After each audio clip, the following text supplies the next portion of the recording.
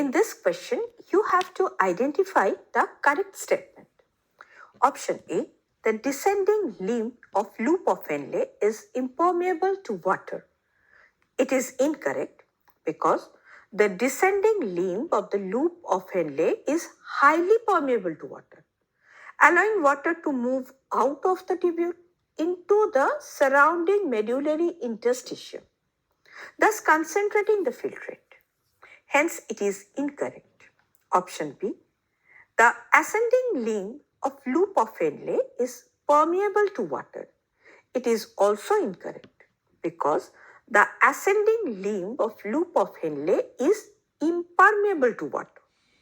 Instead, it is permeable for sodium, potassium, chloride. Option C, the descending limb of loop of Henle is permeable to electrolytes. It is also incorrect because the descending limb is permeable to water and not electrolytes. Option D, the ascending limb of loop of Henle is impermeable to water. Now, this is true because this characteristic is crucial for creating or maintaining the concentration gradient in the medullary interstitium, which is much essential for urine concentration.